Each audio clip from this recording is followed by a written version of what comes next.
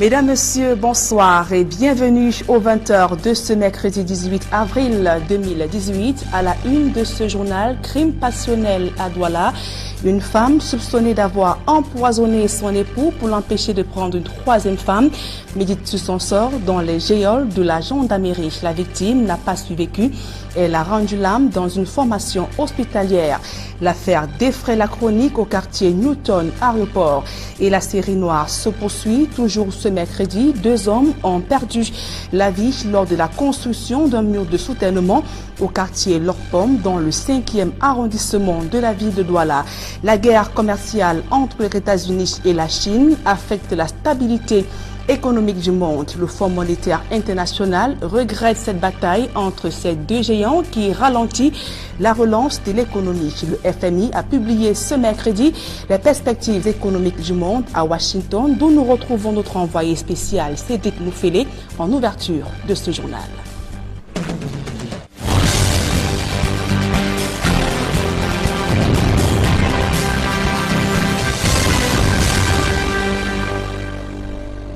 Mesdames, Messieurs, une fois encore, bonsoir et bienvenue à tous. Les déficits budgétaires affectent la relance de la croissance économique en Afrique subsaharienne.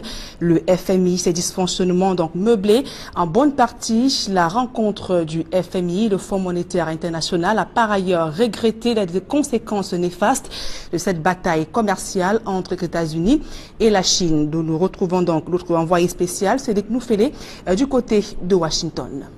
Des conférences attendues ici aux réunions du printemps du FMI et la Banque mondiale, les perspectives de l'économie mondiale qui s'assombrissent dans une guerre commerciale entre Washington et Pékin. Le litige entre ces deux grandes puissances économiques fait trembler les marchés et préoccupe au plus haut point le Fonds monétaire international. Son directeur du département des études et conseiller économique, Maurice Absfeld, critique ces escalades en matière de commerce. Un tel litige cache bien mal des déficits budgétaires criards chez les grandes puissances industrielles. Tenez, par exemple, selon le FMI, les États-Unis d'Amérique enregistreraient en 2019 un déficit budgétaire évalué à plus de 150 milliards de dollars. Cependant, des mesures de l'administration Trump seraient en train de soutenir l'économie américaine à court terme, mais ces déséquilibres budgétaires affectent davantage les pays d'Afrique subsaharienne.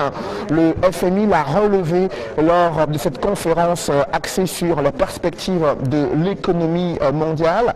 Néanmoins, quelques pays ont eu à bénéficier des bons points de la part du FMI. Il y a le Sénégal, la Côte d'Ivoire et le Kenya engagés dans des réformes structurelles. D'autres pays africains producteurs des matières premières bénéficient d'une légère embellie des cours des matières premières sur le marché international. Cependant, le FMI a tenu à insister sur la viabilité des finances publiques, l'amélioration de la gouvernance financière sur le continent africain. Ces préoccupations majeures doivent meubler d'autres réunions et conférences ici lors de ces rencontres du monde des finances au siège du Fonds monétaire international. Ici à Washington, Cédric Moufélé, envoyé spécial Equinox Télévision. Merci à vous, Cédric Moufélé, notre envoyé spécial à Washington, qui suit de près ces rencontres du printemps de la FMI et de la Banque mondiale. L'actualité à présent sur le plan local, c'est la consternation totale au quartier Newton Aéroport dans le 3e arrondissement de la ville de Douala. Un homme a trouvé la mort après avoir consommé un repas que lui a servi son épouse. Le animal domestique est également décédé après avoir consommé le même repas. Les populations furieuses ont tenté d'en découdre avec la femme incriminée, mais elle a eu la vie sauve grâce à l'intervention des forces de l'ordre. Le retour sur les faits dans ce reportage de Leclerc Sakem. Au milieu de cette marée humaine se dégagent les commentaires d'un homme décédé dans les circonstances trop. Nous sommes au quartier Newton, aéroport secteur Maliki, dans la capitale économique du Cameroun. L'Araba, conducteur de camion, vivait maritalement avec celle qui aujourd'hui soupçonné d'avoir introduit le poison dans son repas. Quand je suis arrivée, la femme n'était pas là. Puisque quand ça s'est passé, il a envoyé une voisine appeler ma grande soeur. Et moi, en ce moment, j'étais avec ma grande soeur, je suis sortie en courant derrière elle. Quand nous sommes arrivés, on a trouvé le défunt couché, il était encore en train de respirer. Ben, il nous a dit que le plat était devant lui. Il n'avait pas fini de manger complètement, le plat était encore devant lui. Et le chat était mort devant la porte. J'ai dit à ma grande soeur que ça c'est le poison. Parce que comment se fait-il que quelqu'un est malade et la salive sort de sa bouche? En attendant la confirmation de cette thèse par les spécialistes, les proches informés de la situation ont pris des mesures pour la prise en charge. On a demandé de faire l'écho-cœur, de faire le scanner, de faire tout ce qu'on peut faire. Donc là alors, l'écho-cœur a montré qu'il y a eu une infarctus. Bon, mais les signes et symptômes qu'il présentait un empoisonnement parce qu'il était en train de baver tellement et en train de faire la diarrhée sur lui. Quand moi alors je lui demande, papa qu'est-ce qui se va, il me dit demande-la ce qu'elle m'a donné, j'ai mangé, moi je suis en santé. Puisqu'il devait voyager ce matin, c'est un chauffeur. Il allait charger sa voiture, ça lui dit au revoir à tout le monde pour voyager. Le public présent, habitué au spectacle qu'offrait ce couple, ne cache pas son émotion. Descendus sur les lieux, les éléments de brigade de Koulouloum useront de beaucoup de tact pour conduire cette dame dans leurs locaux. Et je vous le disais également en titre, un glissement de terrain a fait 2 morts ce jour à Douala. L'actualité a mobilisé toute la capitale économique du Cameroun. Nous y reviendrons certainement avant la fin de ce journal. Le temps de signaler que sur la route nationale numéro 5, il est devenu au fil des jours un axe accidentogène. Le tronçon Souza-Loum, ces 2 accidents de la circulation sont fréquemment enregistrés sur ces voies du fait de l'incivisme des conducteurs, ajouté au mauvais état de la route. Le reportage de Jacquino Molon et Xavier Sorel-Désia. Plus un jour ne passe sans qu'on enregistre un dégât sur le tronçon Loum-Souza, sur la nationale numéro 5. Des accidents divers, des collisions entre des véhicules, des voitures qui finissent au fond des ravins. Les usagers payent au quotidien le prix du mauvais état de cet axe routier. Tout comme ces dégâts, les causes sont diverses. En bonne place, la conduite maladroite des chauffeurs. Il y a une chose, je ne sais pas si c'est leur mentalité, ils n'aiment pas céder le passage. Donc si tu es derrière une voiture comme ça, avec qui te sert le passage, il peut faire te serrer et qu'à la dernière minute, il oublie qu'il y a des usagers dans la voiture et ils mettent la vie des gens en danger. Ils roulent tellement mal ces chauffeurs-là. Donc vraiment, on devait vraiment encore les apprendre le cours de la route. Que dire de l'état de cette route crevassée par endroits ou de ces graviers qui ont envahi la chaussée à cause de l'incivisme des conducteurs de camions. Les camions qui chargent la pesante, vraiment, ces camions nous nuisent avec les graviers. Partout sur la route, au virage où les graviers sont versés. Regardez, particulièrement ma pare-brise, elle est cassée comme ça, c'est ces graviers-là. Ça renverse aussi les véhicules. Pratiquement comme mon collègue ce matin a eu ce même problème-là. Son véhicule est complètement endommagé à cause de ces graviers. Les graviers là, avec beaucoup de vent, ça renverse les graviers au sol. Et voilà maintenant les incidents qui causent que nos frères sont en faillite. Le camion, la voiture, si devait aider notre frère au moins avec sa famille, avoir les enfants à l'école. Voilà le gravier qui a fait que quelqu'un peut perdre sa vie là. Ce sont ces blocs de pouzzolane qui ont causé un accident de la circulation sur cet axe dans la matinée du lundi 16 avril 2018. On avait enregistré 7 blessés. D'après les statistiques du ministère des Transports, cette route est la plus meurtrière au Cameroun. L'enclavement des principaux bassins agricoles freine l'essor des zones rurales au Cameroun. Illustration au village Badjonzo. Dans le département d'Undé, région de l'Ouest Cameroun, le mauvais état des routes empêche aux populations d'écouler leurs marchandises vers les centres urbains. Ajoutez à cela l'absence d'eau potable et d'électricité. Nos reporters Jacquino Molon et Flavien Valondongo nous amènent à la découverte de ce vivrier agricole situé en plein cœur des montagnes. Reportage. Au milieu des montagnes qui entourent le département d'Undé, dans la région de l'Ouest Cameroun, le village Badjonzo. Le vivier agricole, situé dans l'arrondissement de Bazou, est une mamelle nourricière aux cultures diverses et variées. Nous produisons beaucoup. La patate, banane, manioc, tomates, les ignames aussi, le piment. Mais la route est mauvaise. Sac de patates. Sur la moto, c'est 1500. De Badjonzo pour Bazou Centre. Les petits marchés du village sont envahis par des produits sortis des plantations. Les habitants consomment local. Le grand marché est à Bazou. Il faut parcourir 7 km sur une route impraticable. Badjonzo, Bazou, ça fait 7 km. Les Bensikenais profitent de nous. Il y a des fois on paye 1000 francs, des fois on paye 700. Il y a un problème de route, d'autant plus que c'est les villageois qui essayent d'aménager la route. Le coût du transport est élevé. Sur place, l'eau potable est une denrée rare.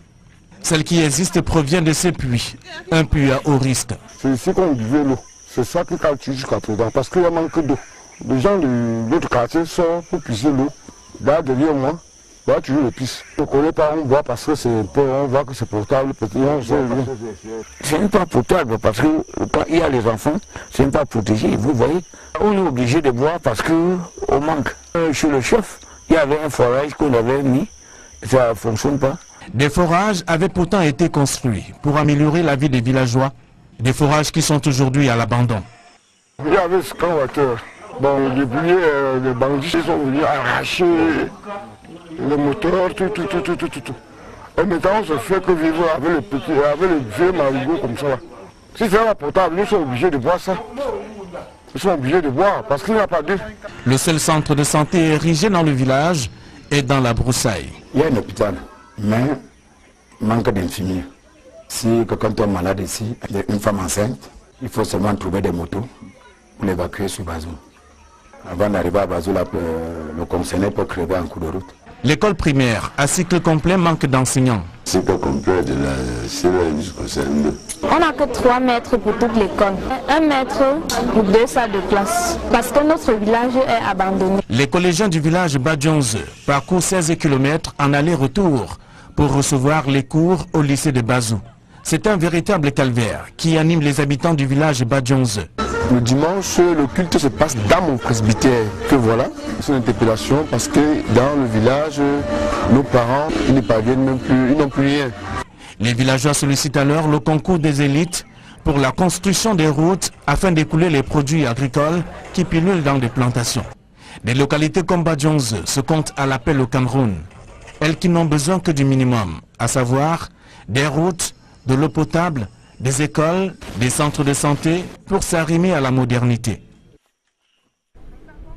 Une autre localité qui croupit sous le poids de la misère et la pauvreté, c'est le village d'Ehan dans le département de l'Océan, région du sud du Cameroun. Tenez par exemple, les populations des fidèles chrétiens n'ont pas de chapelle pour pouvoir prier le Seigneur, l'absence d'infrastructures routières et sanitaires.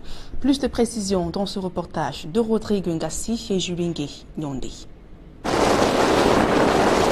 À une quarantaine de kilomètres d'Edea, s'étend le village d'Ehanais, situé dans le département de l'Océan. Durant des années, le ciel de cette localité est resté sombre. Et l'église catholique du coin, jusqu'à ce jour, peine à tenir debout. Construite en matériaux provisoires et dans un état de délabrement avancé, elle expose les fidèles aux intempéries climatiques. C'est dans ces conditions que l'abbé Grégoire Essimbe, fils de Dehanais, comme un berger, est venu apporter un message d'espoir et de mobilisation. En réalité, cette chapelle, la toute première, a été construite par les chrétiens eux-mêmes. Donc c'est une interpellation d'abord aux villageois en eux-mêmes, à nous-mêmes, aux hommes et aux femmes de Dehanais, pour faire quelque chose. Nous tendons la main à quelqu'un comme un frère qui est chez nous, à qui on peut dire que toi, tu as un peu, aide ton frère. C'est un devoir chrétien pour les forts de porter les faibles. Mais dans tous les cas, nous aussi nous pouvons faire quelque chose. Et c'est ce que nous demandons, un appui. Quand on demande de construire une chapelle, avec la construction, ce n'est pas tout. Il faut l'équiper, il faut l'entretenir. Nous pouvons faire cette autre partie-là. S'adressant aux fidèles, le prélat, s'inspirant des questions d'actualité, les a exhortés à continuer de construire la notion du vivre ensemble. Face au préfet de l'océan, l'abbé Grégoire Simbé, se souvenant que l'électricité et l'aménagement de la route sont arrivés à Déhané avec l'implantation d'une société agricole, invite les autorités à se pencher sur d'autres problèmes que connaissent les populations de ce village. La route, la lumière ne sont pas pour le village de Déhané. Ce n'est pas pour le village de Déhané. Elles ont quelque chose pour Déhané, pour la terre qui nous donne toute cette richesse. Il ne reste donc plus qu'à espérer que ce cri ne soit pas parvenu dans les oreilles de sourds. Un programme national des forêts pour remplacer le programme national de reboisement devenu obsolète. Il engloutit plus de 5 milliards de francs CFA des fonds dépensés pour des résultats médiocres. Conséquence de la destruction des forêts naturelles est loin de s'arrêter dans un contexte marqué par la désertification et les changements climatiques. Dallas Tiana et Jean-Paul Chouniat. Lancé en 2006, le programme national de reboisement se révèle aujourd'hui dépassé face aux problématiques mondiales du changement climatique et la désertification. Selon des experts, le dit programme manque de vision et présente des limites conceptuelles pour une mise en œuvre efficace des politiques de reboisement. Lorsqu'on fait un peu le rapport entre les fonds qui ont été mis à la disposition de ces acteurs et puis le taux de réalisation, on se rend compte quand même qu'il y a un gap qui est assez important. Toujours pour justifier cet échec, les experts y dénoncent le cafouillage observé dans sa mise en œuvre, avec une floraison d'intervenants publics et privés agissant à tort et à travers dans le secteur, avec à la clé 5 milliards de francs CFA dépensés en 12 ans. On ne sait pas toujours ce que font les uns et les autres. Ils s'inspirent de quoi, de quel itinéraire technique, de leurs activités s'inscrivent dans quelle vision. Fort de tous ces résultats qui n'ont finalement pu contenir l'avancée de la désertification et du changement climatique, les pouvoirs publics veulent se doter d'un nouvel instrument, le Programme national des plantations forestières, avec comme innovation une mutualisation coordonnée de tous les acteurs de la filière sylvicole. Si nous voulons lutter contre la dégradation des forêts et la déforestation, il faut préserver les forêts naturelles, mettre l'accent sur les plantations forestières, les plantations artificielles. Un pays comme le Brésil aujourd'hui, plus de 40% du bois brésilien sur le marché mondial est issu des plantations forestières. Donc vous voyez un peu la conversion, la migration qui est en train d'être faite. Et réunis à Bafoussam, le ministère des Forêts et de la Faune et tous les acteurs concernés cherchent la bonne formule à même de mieux porter ce nouveau programme, gage de reconstitution des forêts camerounaises dévastées par une exploitation sauvage. Les participants ont bon espoir que le nouveau projet ne sera pas un programme de trop pour amuser la galerie. En éducation, plus de 1400 livres proposés par des éditeurs qui espèrent être retenus pour la prochaine rentrée scolaire. Le Conseil national d'agrément du livre, réuni en session extraordinaire, a la lourde responsabilité de choisir un seul livre par matière. En réalité, le gouvernement veut rompre avec une pratique source de corruption et de marchandage, celle qui veut que plusieurs livres soient proposés aux apprenants. Élisée Borba et Aïe Cyril. C'est une espèce de retour à la normale dans le système éducatif camerounais. Dès la prochaine rentrée scolaire, un seul livre sera retenu par matière d'enseignement. La concurrence avait pour but la saine émulation. Mais malheureusement, cette émulation-là a été parfois faussée par d'autres arguments qui ont fait placer des livres à des niveaux qui n'étaient pas les leurs. Le pays s'apprête donc à rompre avec la pratique qui veut qu'une pléthore de livres par matière soit proposée aux apprenants. Pratique qui ouvre la voie à toute forme de corruption et de marchandage. Après l'agrément, les éditeurs devaient faire le tour du Cameroun, la ronde des établissements, pour être celui des 6 ou 7 livres agréés par matière qui allaient être enseignés dans cet établissement. Ça avait l'inconvénient que l'éditeur avait à faire du marketing à très grands frais. Ça avait l'inconvénient que les éditeurs devaient se battre parfois avec des moyens illicites et peu orthodoxes pour avoir celui des livres qui seraient retenus.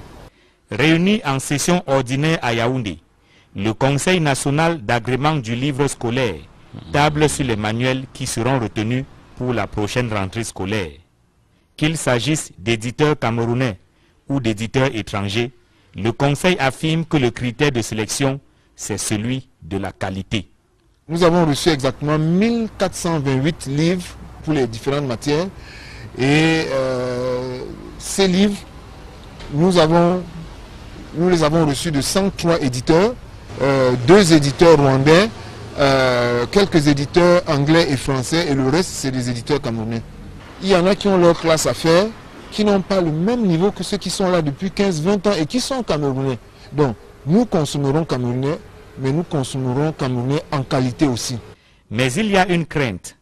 Comment s'assurer que le livre retenu sera disponible en quantité sur le marché? La première garantie, c'est la surface financière. Aucun éditeur n'a proposé de livre sans qu'il nous dise où il va trouver l'argent. Donc vous avez des gens qui ont des comptes dont ils nous ont donné des extraits. Vous avez des gens qui ont des cautionnements bancaires. Vous avez des gens qui ont des lettres d'accord de leurs imprimeurs.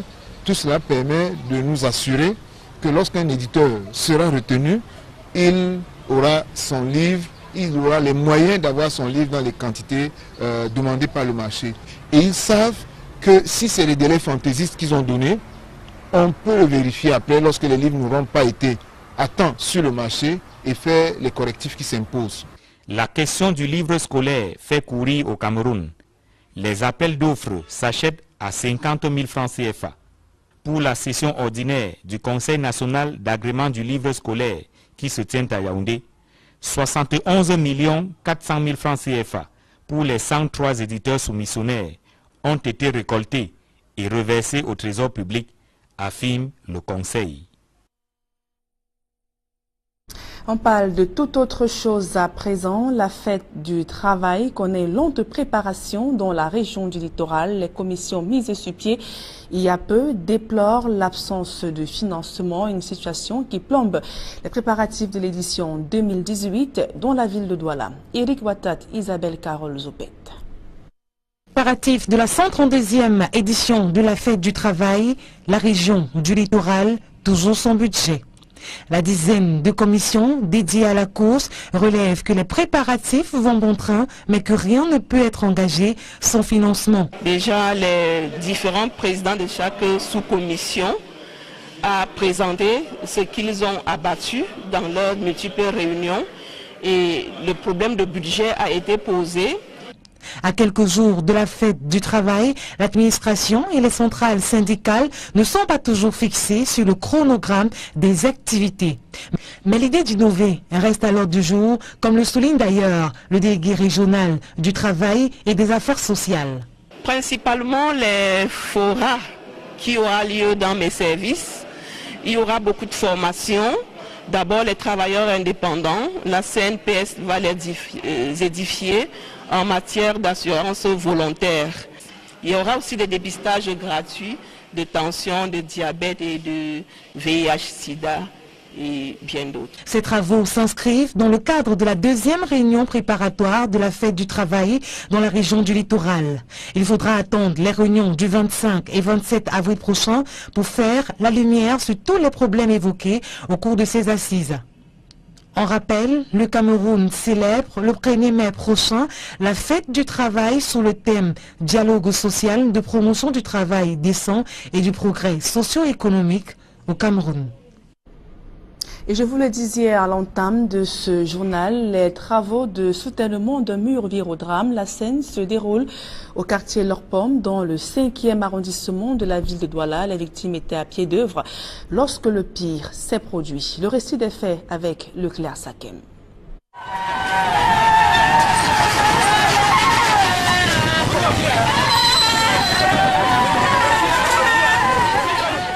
Deux ouvriers qui creusaient ces fouilles pour la construction d'un mur de soutènement perdent la vie suite à un éboulement de terrain. Daniel Théoroumou, 46 ans sonné, père de 6 enfants et son cadet, travaillaient dans ce chantier situé dans une zone à risque et sans mesure de sécurité au quartier Lorpomme, ici à Douala, lorsqu'ils ont été surpris par l'éboulement du terrain. Il a fallu près de 4 heures aux éléments du corps des sapeurs-pompiers pour extraire les 2 corps de la terre.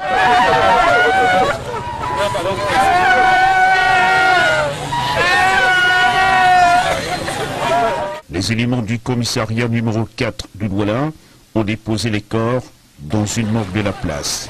L'on est sans nouvelles du propriétaire de ce chantier.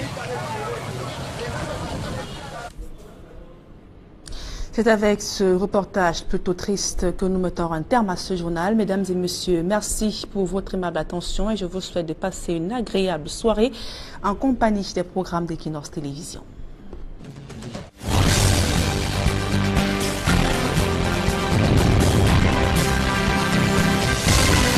Provisoire et dans un état de délabrement avancé, elle expose les fidèles aux intempéries climatiques.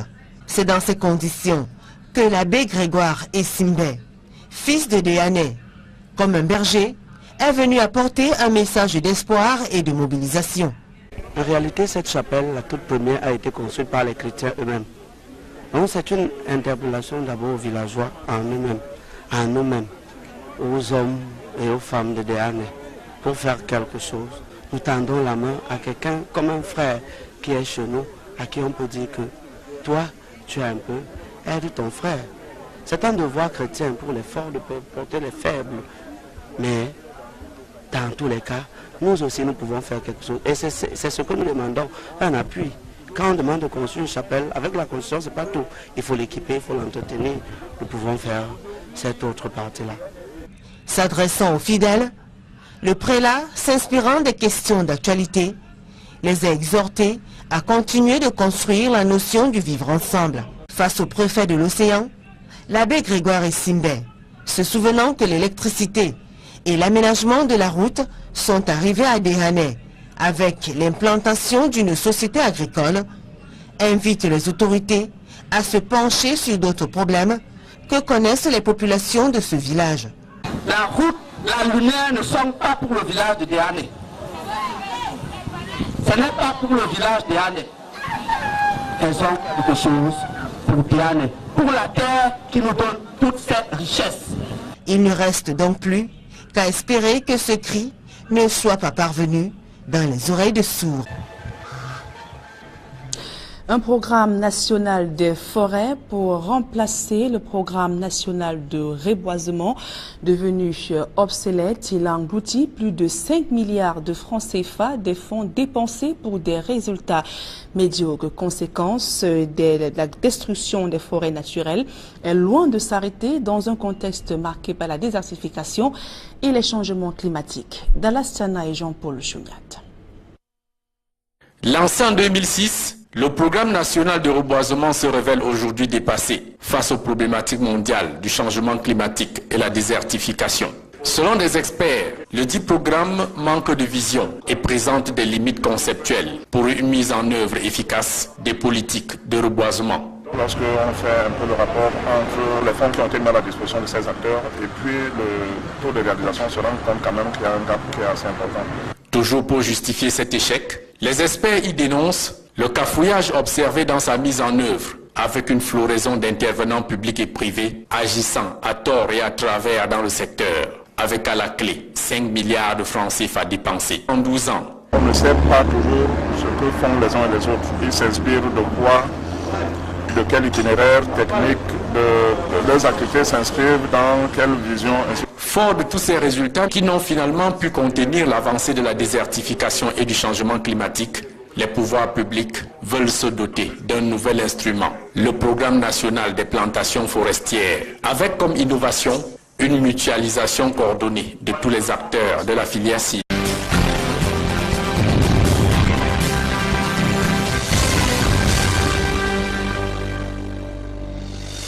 Mesdames, Messieurs, bonsoir et bienvenue aux 20h de ce mercredi 18 avril 2018. À la une de ce journal, crime passionnel à Douala. Une femme soupçonnée d'avoir empoisonné son époux pour l'empêcher de prendre une troisième femme médite sur son sort dans les geôles de la gendarmerie. La victime n'a pas survécu.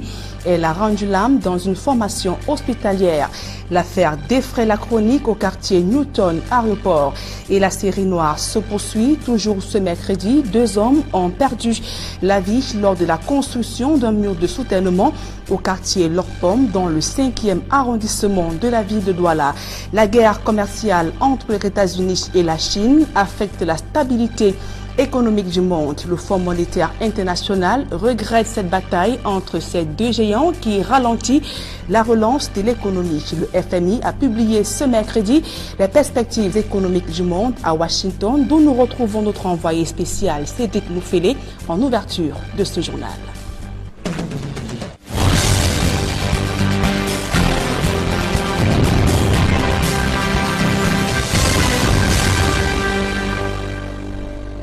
Mesdames, Messieurs, une fois encore, bonsoir et bienvenue à tous. Ces déficits budgétaires affectent la relance de la croissance économique en Afrique subsaharienne.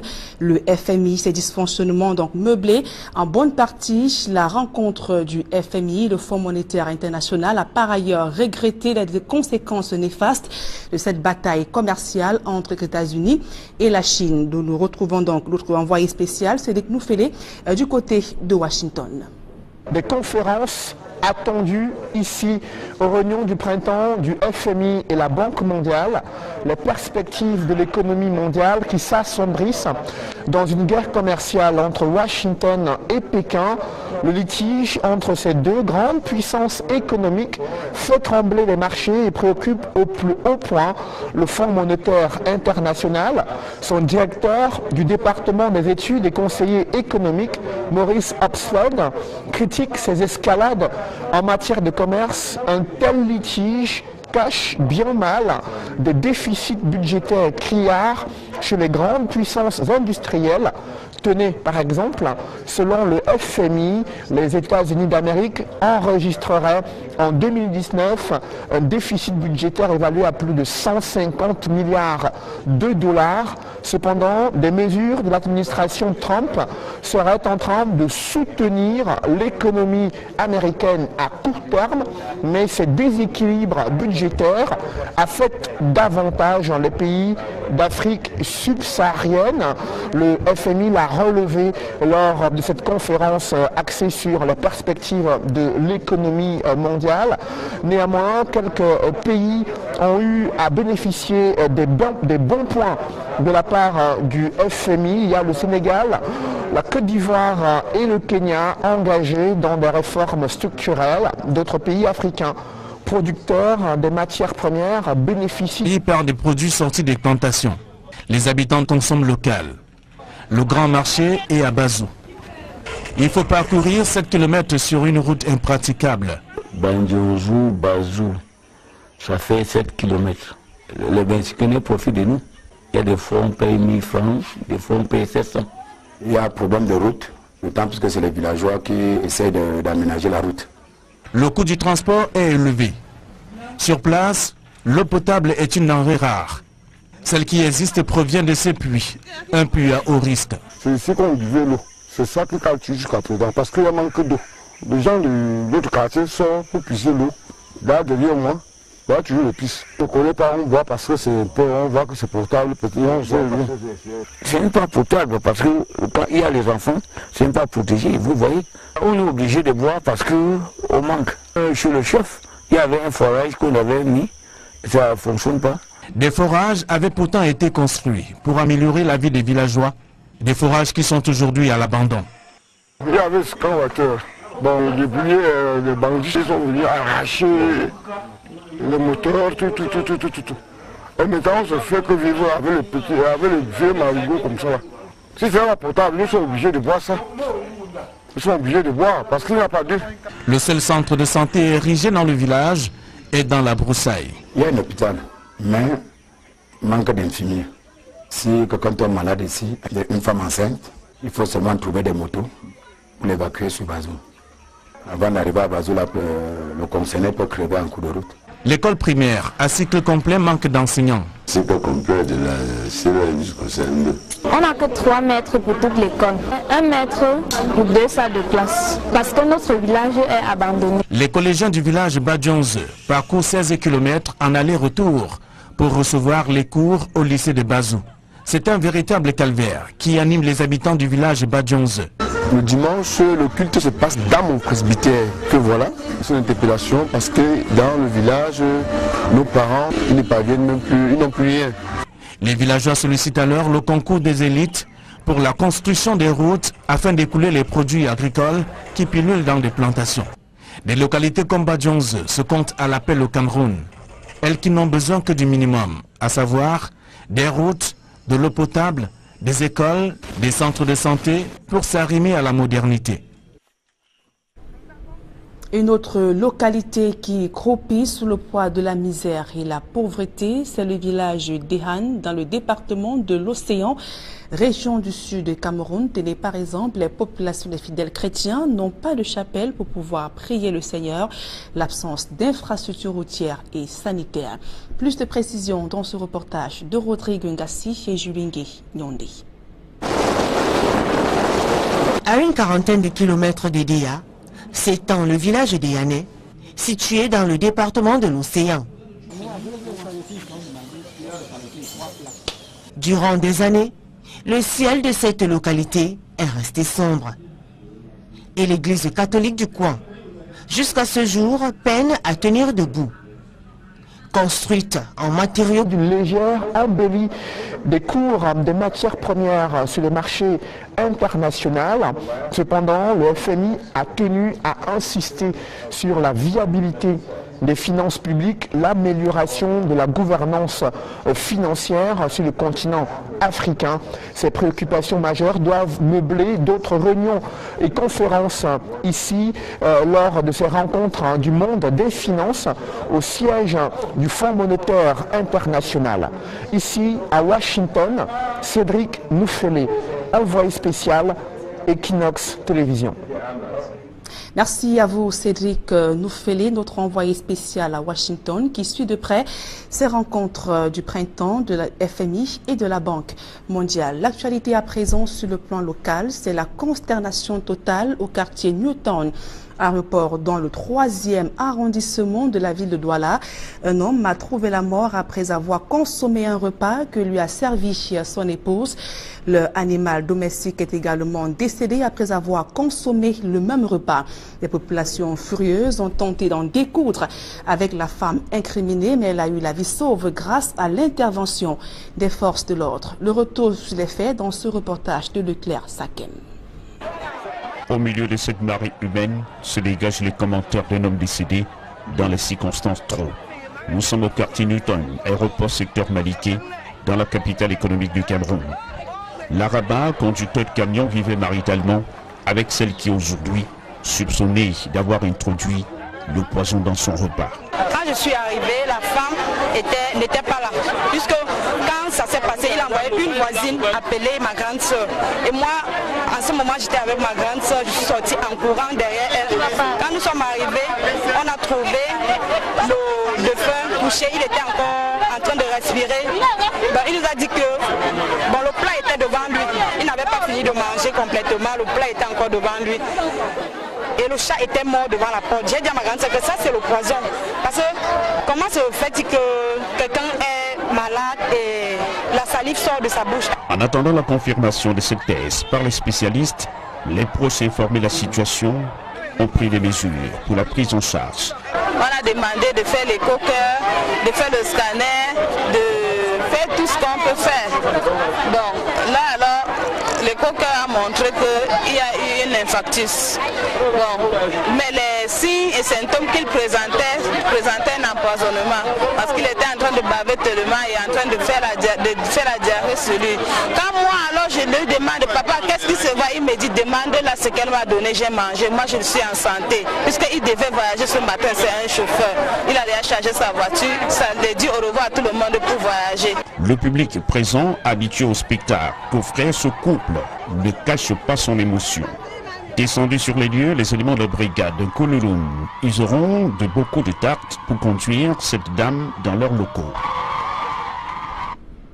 Et je vous le disais également en titre, un glissement de terrain a fait 2 morts ce jour à Douala. L'actualité a mobilisé toute la capitale économique du Cameroun. Nous y reviendrons certainement avant la fin de ce journal. Le temps de signaler que sur la route nationale numéro 5, il est devenu au fil des jours un axe accidentogène. Le tronçon Souza-Loum, ces 2 accidents de la circulation sont fréquemment enregistrés sur ces voies du fait de l'incivisme des conducteurs, ajoutés au mauvais état de la route. Le reportage de Jacquino Molong et Xavier Sorel Tésia.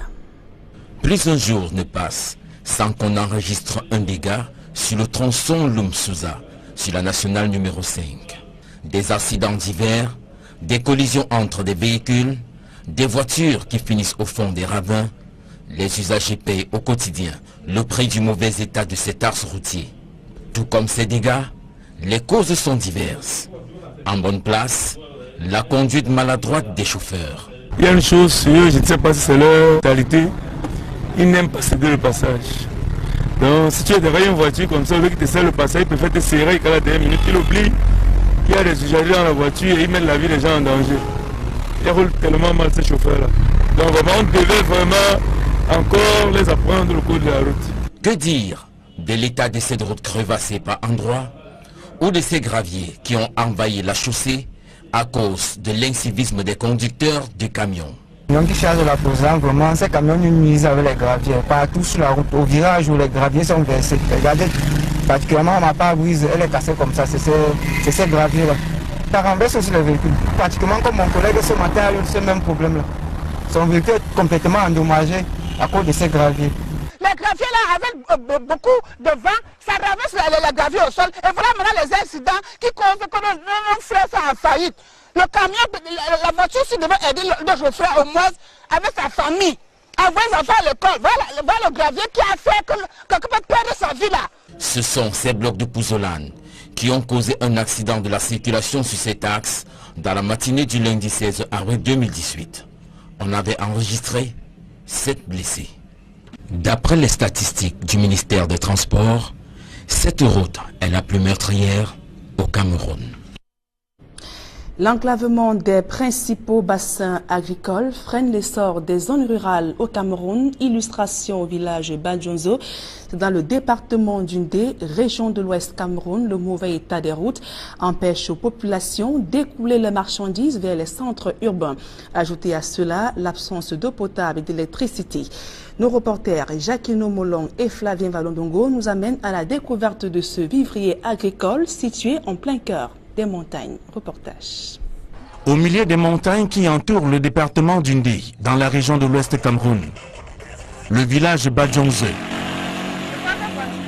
Le vivier agricole, situé dans l'arrondissement de Bazou, est une mamelle nourricière aux cultures diverses et variées. Nous produisons beaucoup la patate, banane, manioc, tomates, les ignames aussi, le piment. Mais la route est mauvaise. Sac de patates sur la moto, c'est 1500. De Badjonzo pour Bazou Centre. Les petits marchés du village sont envahis.